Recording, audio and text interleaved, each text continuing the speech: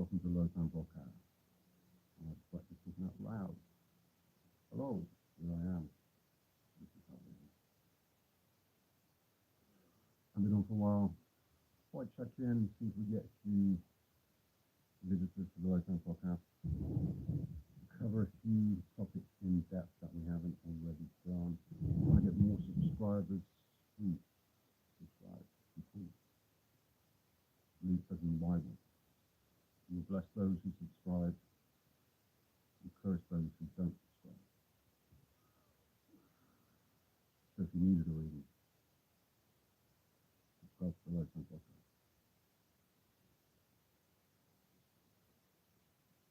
If, like me, you are a huge UFC fan, you probably would have watched, at least in part, if not in full, the Islam Makhachev versus Ian Machado Gary fight.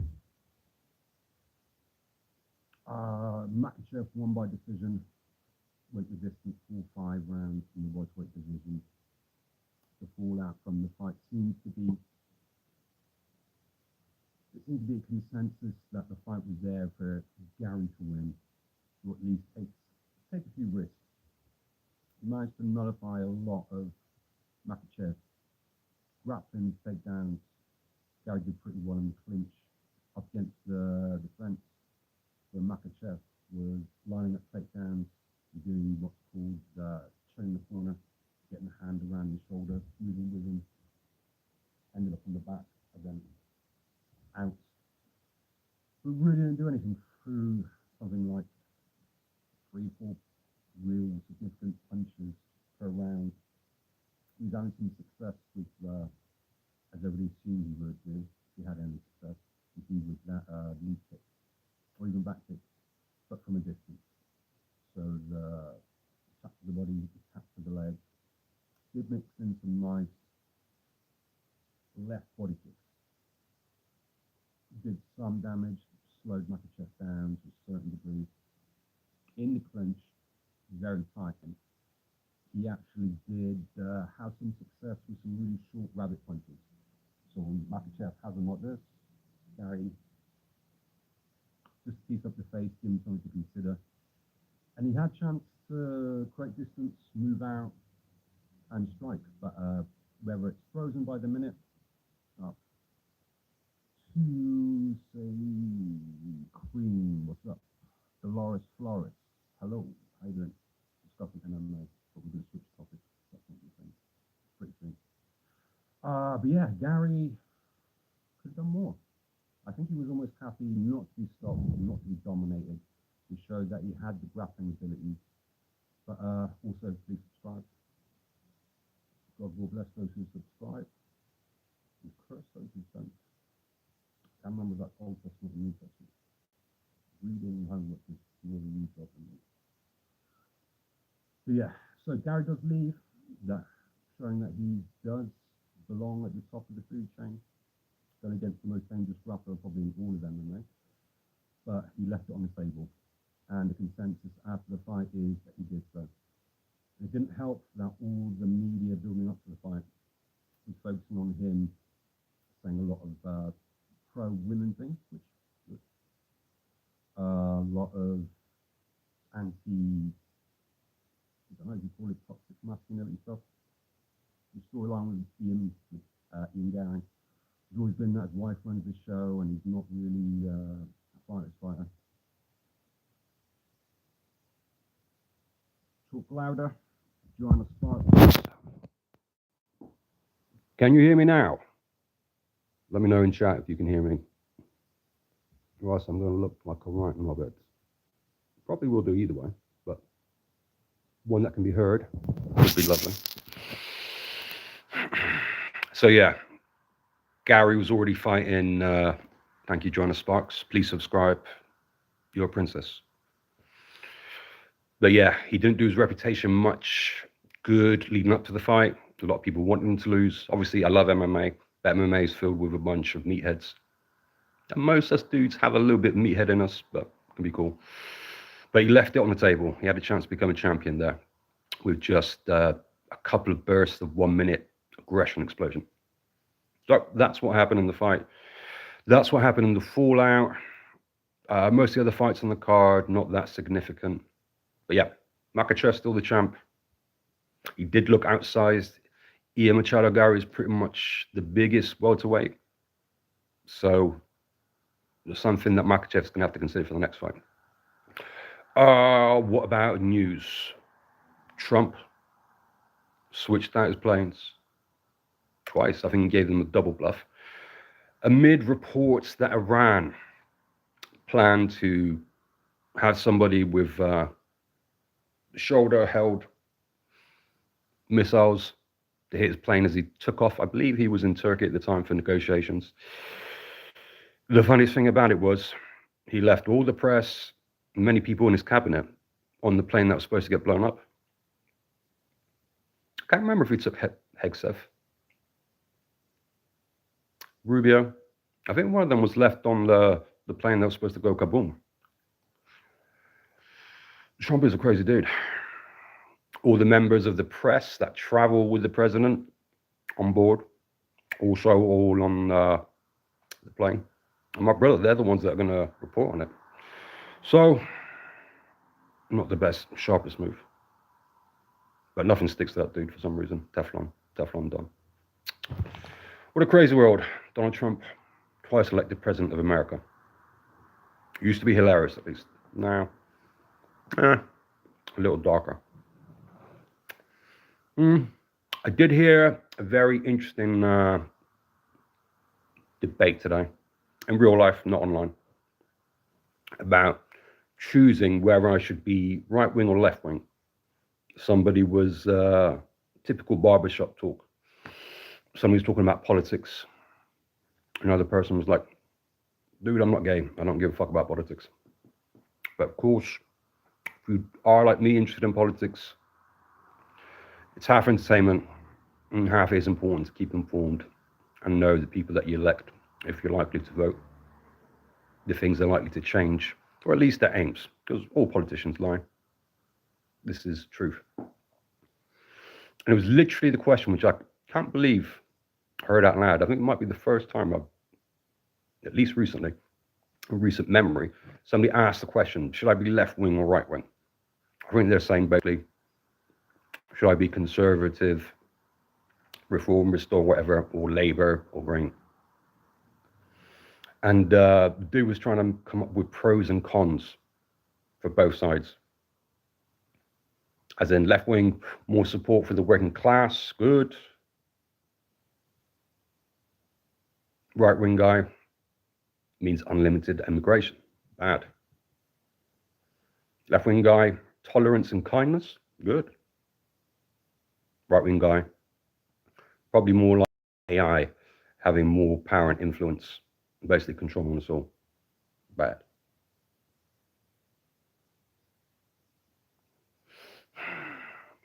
It made me think, if you consider yourself to be a left wing person, I think instinctively you think you are a kinder person.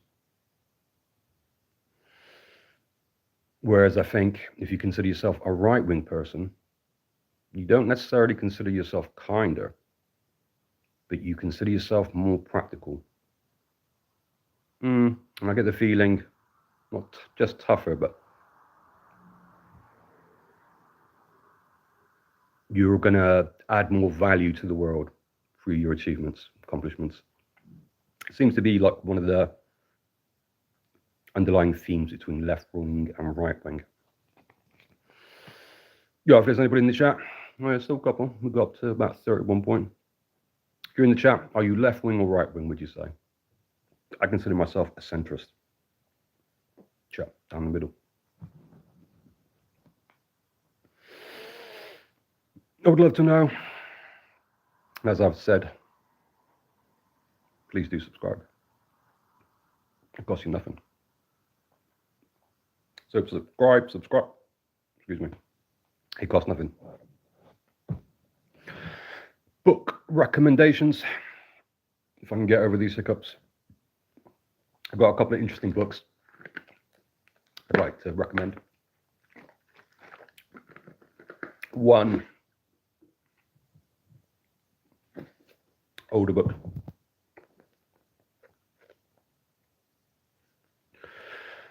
Friedrich Nietzsche's Beyond Good and Evil.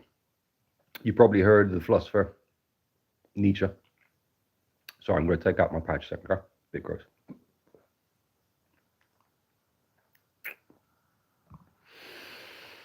Lucas Graber, opinions on Israel. I think what's happened to the Palestinian people is really terrible. I think it's heartbreaking. I think Israel,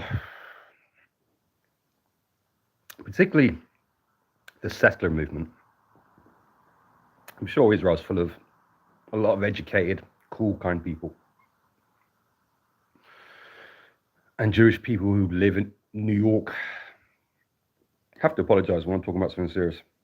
I've got terrible hiccups. Nothing to do with one with the other. But yeah. Israel, my opinion, is especially first of all important to say, would be very different if I was Israeli. When you're trying to make a statement on a nation that you don't live in, you don't have family in, you haven't been affected by anything that's happened, it's important to say that. If I was Israeli, I probably would feel differently about things, but I think the treatment of Palestinian people for a long time, but especially since the horrible tragedy of October 7th, I mean, 80% has been destroyed. There's not a single school, hospital, or university standing. It looks like a nuclear bomb has hit it. But instead, they've made many more small bombs hit it. What's up, bro? To Attack K3B. Excuse me, hiccups. Attack, what's up, my brother? Please subscribe. Russian, I'm assuming. Dagestani, maybe. We already covered Makachev, but thank you for tuning in, my brother. Russia, I thought so. Nastrovia. Please subscribe, my bro. We already covered MMA. We got down to Israel, which, of course, every conversation online eventually is going to end up with Israel. I've got terrible hiccups as well. I apologize to the viewers, the watchers. What worries me about Israel as well is the people that Donald Trump has sent in to do the negotiating and the final peace plans when it comes to building and who's going to have ownership over which parts of land. His son-in-law, Jared Kushner, who has got that evil, lacking humanity face that a lot of AI dudes have, that sort of face that Sam Altman has. When you ask him a question, Sam Altman, are you worried about AI? Sam Altman, how would you react if somebody chopped off your balls?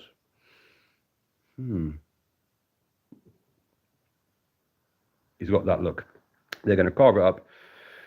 They're going to make sure all the resources favor probably Israel first and then America secondary. So Israel is a mess.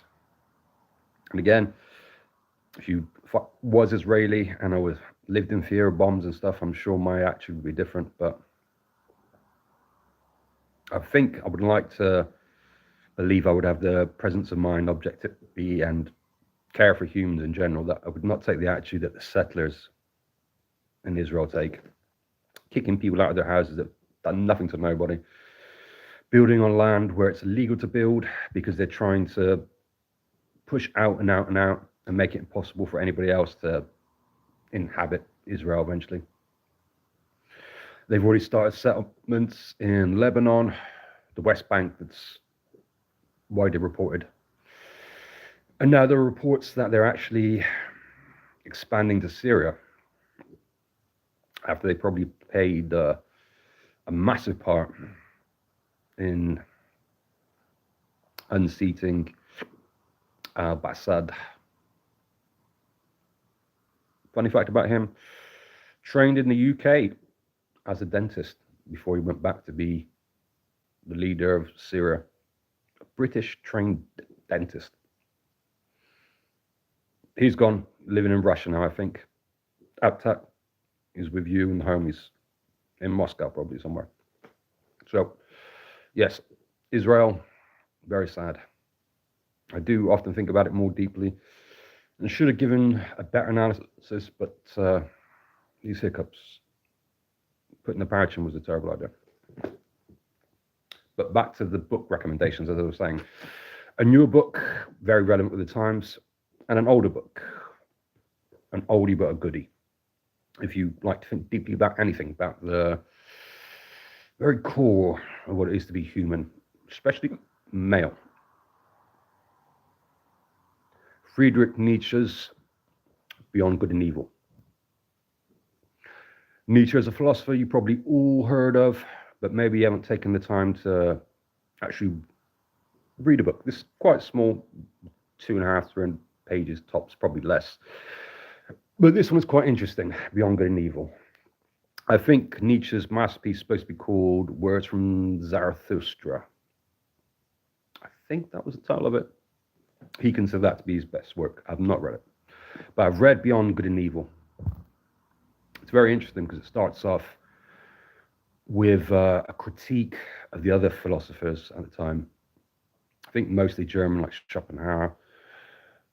He wanted affirmation, he wanted respect from those philosophers, and when he didn't get it, he became their biggest critic.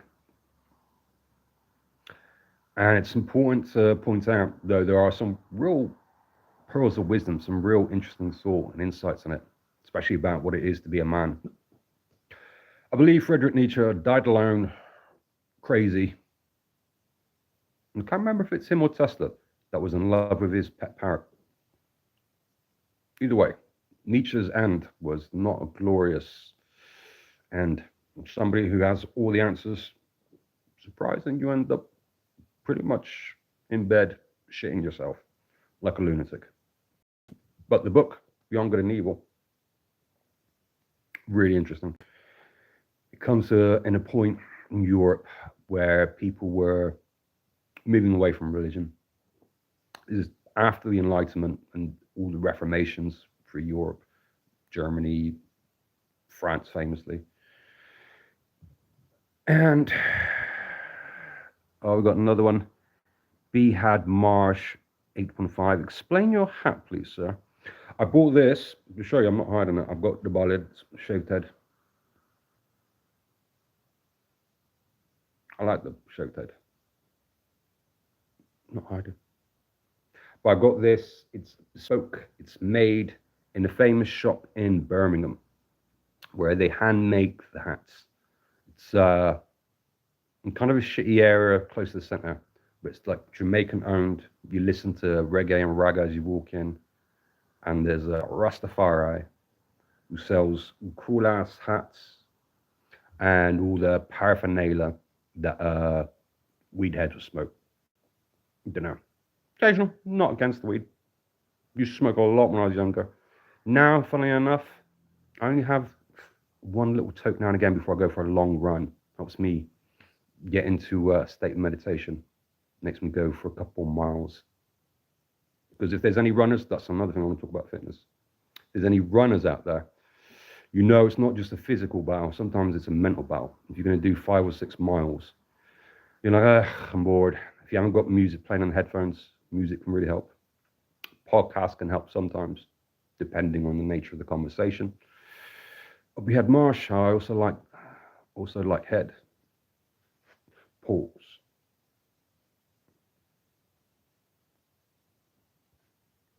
Me too, from a lady, of course. But yes, Zoot sometimes before we're going to go for a very long distance run. Cool. Behad, I've been to reggae events in Birmingham. Yes, respect. I've been to a couple of bars, clubs that have been playing it. Not an actual event. I think last summer I was dating a Polish chick, classic trained violinist actually. She loved reggae, like reggae. And there was some street food festival. They were playing a lot of, what's that song? Oh, I'm too experienced to be taken for a ride. Barrington Levy, that's it. Irish Centre, Jah Shaka. Irish Centre. Jah. God bless Jah. Yes, they're a rascal. Shaka. Hmm. I'm a roots man. So roots, is that like slightly British popular version of reggae? And Behab Marsh, make sure you subscribe some. I need to get enough subscribers so I can start making better quality stuff, pay for equipment, and be able to afford shoes and socks and food and things like that. The fancy people do.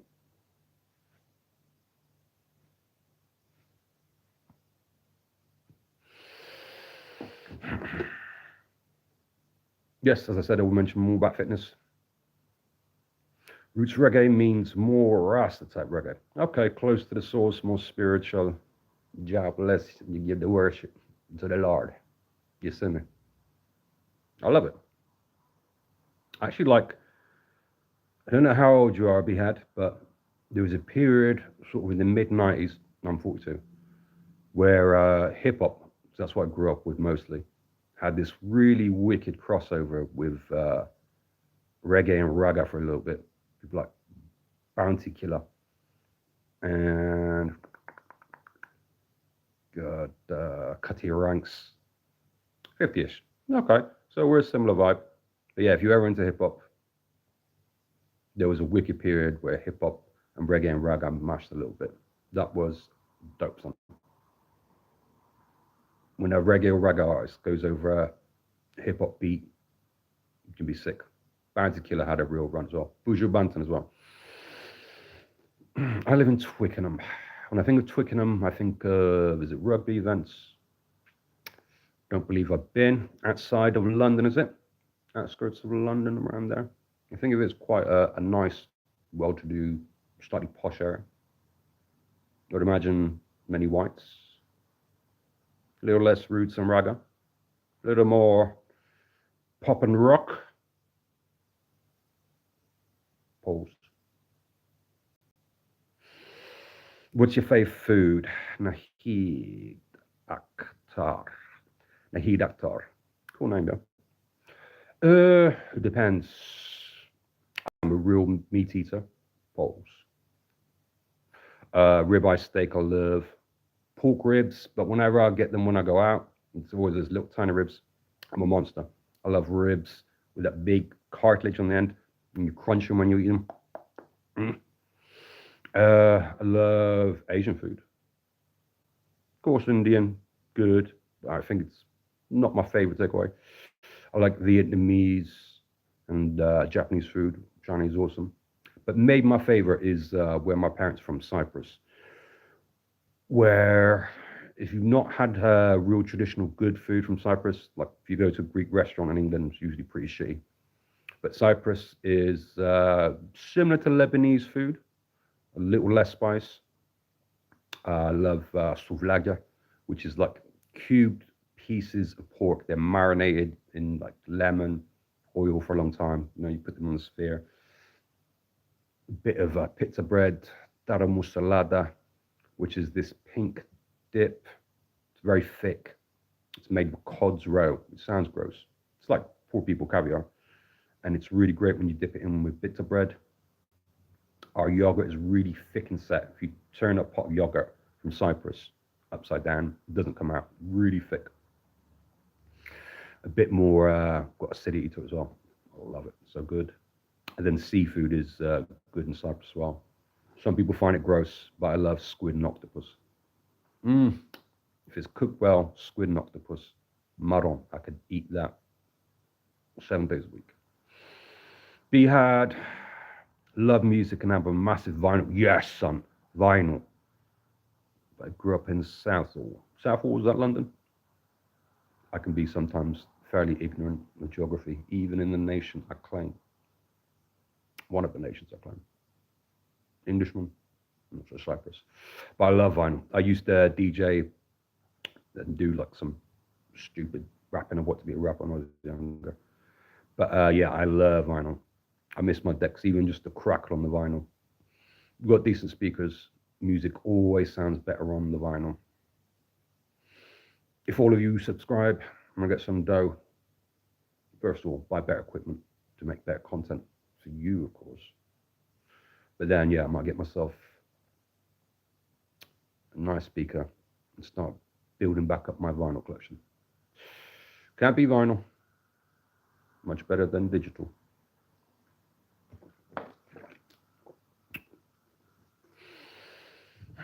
Oh, the book recommendations. So I already spoke about the oldie but the goodie, Friedrich Nietzsche's Beyond Good and Evil. Something newer, more relevant to the day. This was by a former Sky News journalist, funny enough. He was a war correspondent. You might have seen him interviewing stuff. A bit cocky, but I like him. You know, those cool ass white boys. You know, when they say, like, what is the British culture or personality or something?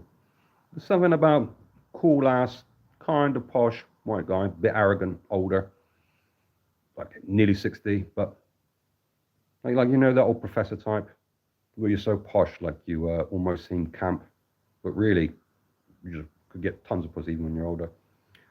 I digress. But Tim Marshall, good journalist, it's disappearing in the ether.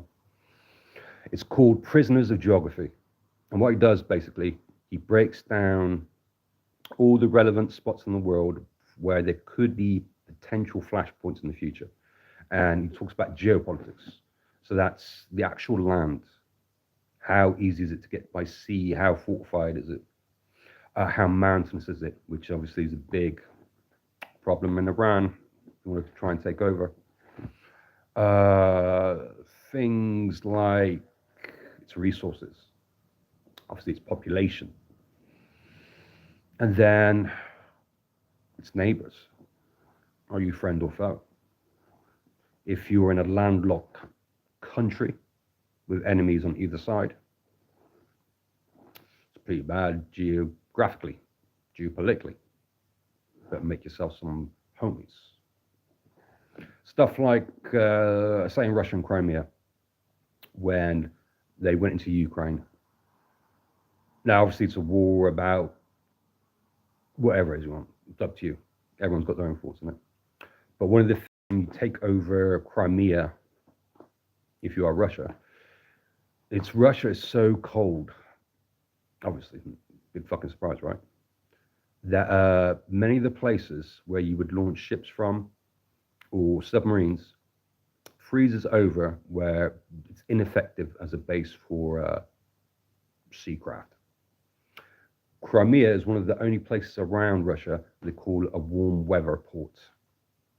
So geopolitically, it's very important. There's ever war, you need to have ships that can move out, attack, defend, then come back, resupply stocks. Things like that, it's called. But it's about Prisoners of Geography by Tim Marshall. So if you're interested in any of the wars going on now, it really is worth checking out. Chapter 1 is Russia, actually.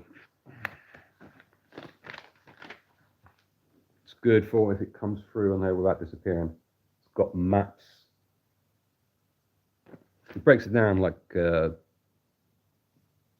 very clearly, in depth, and he makes some really interesting points on it. Hello to Betty and Melody Reels.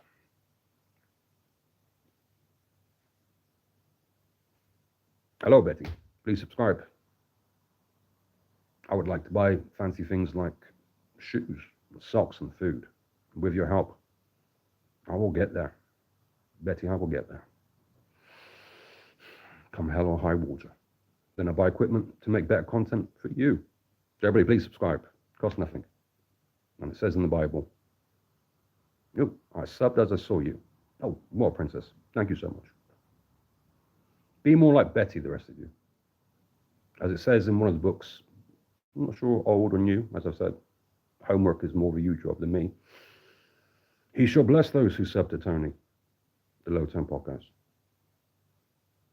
And he shall curse those who do not sub to Tony. I think probably in Leviticus. Or maybe it's in the bonus features, I'm not sure. So yes, the two book recommendations: Philosophy, Oldie but Goodie, Friedrich Nietzsche's Beyond Good and Evil. Book recommendation, something relevant, was released about 5-6 years ago, but it's been updated after the Russia conflict.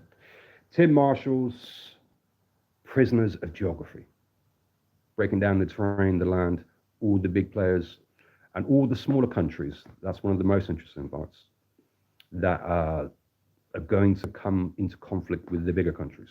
So places in Africa where China is setting up good relations and funding in return for resources and bases and new homies and friends. It says the resources that they have, the deals that they make, talks about historical debt and the things that can move them. So, like I said, Tim Marshall, really good journalist. Used to be on Sky News, war correspondent, as well as an in-show host. I think he started a podcast, as we all do. If you sub to my channel, I'm going to keep improving the quality of the little mess around I'm doing with the podcast game. And if there's anybody out there listening who has an interesting story to tell, or has a general interest in politics or what's in the zeitgeist, once you sub, my email address will be in the description. If you're ever interested in doing a live with me together, I'm looking for guests. And I don't want to bug people I know. I want to have a cool random person. Email me, details, a little bit about yourself, what you're interested in. And we could do a live together. Not be sick, bro. Like, totally sick.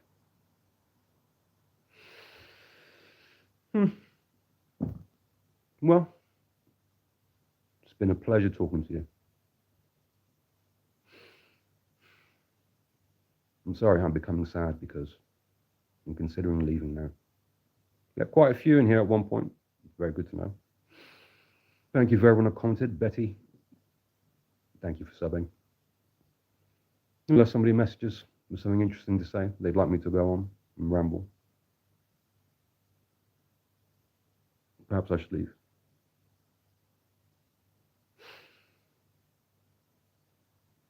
What say you?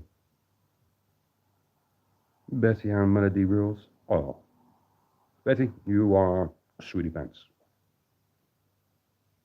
I hope you will be on the next live. Like I said, once you subscribe, go to my details, the info on the page, the channel, and perhaps we can do a live together. Spread the word, make everyone subscribe, share this. I try and put up on the channel. Some of the stuff on my channel is stupid and inane, because what I haven't said, I've spoken about all, which is my bad actually. I want this channel to be a help to people in recovery as well. Up until quite recently, I had a big problem with alcoholism. And it robbed me of a lot. Made me be not the man I wanted to be. I lost a lot. Relationships, money. I've just gotten to a point where that is behind. Still going to be stupid and a bit of a silly being now and again. Because life is short. And you must be yourself. But if you are subscribed, as time passes, I would like to dedicate more time, even though I'm not an expert. And the Low Tone podcast will not save you. Sometimes somebody with the knowledge, the experience, can drop a little pearl of wisdom that can keep you good for a couple of hours, make you think about it for a day, and perhaps be of some benefit. After all, what are we here for? To have a bit of fun, spread a bit of joy, but to hopefully be of some benefit. Starts with the family. Don't really have any family. Most of my family have passed away. I'm not married with kids. So it must start with those closest to me. And then you spread out. And hope by the end, you spread just a little bit of goodness and done as little harm as possible. And if you've done that, I think you're allowed to have a pretty good time while you do it. Thank you so much. Unless there's another question, I should probably let you do something more interesting than listen to me. But please sub to spread a word to help. To spread a word to help, right? Betty and Melody Rose. That's right. And like I said, I'm not professional, but I'm professional at making mistakes. And I've come to a very zen, cool piece of where I'm at the minute. Doesn't mean we can't improve it. So, if you want to get me to over 1,000 subs and I can start making better quality stuff and afford the things, like I said, posh things like shoes and socks and food, oh, glorious food, that will be downright decent of you. Betty, you are my favorite child today. It only matters if you try. I'm trying, lady. I'm trying. Can't stop a man from trying. If trying is his aim. So please subscribe. Have a great day. That person that you next see that annoys you, oh God, I fucking hate that dude. In your head. Breath in. Hey, what's up? At least give them the chance not to annoy you. And with that, peace, love, respect to all your respective gods, peace to the gods. One time. Please tune in next time. Keep an eye on the channel. Some of that earlier content was made while under the influence. I like the accountability, so I shall not delete. Real representations, lo-fi, low productions. But the content is going to improve and increase. I've got a spirit in me, yeah. Have a great day, great night, and peace.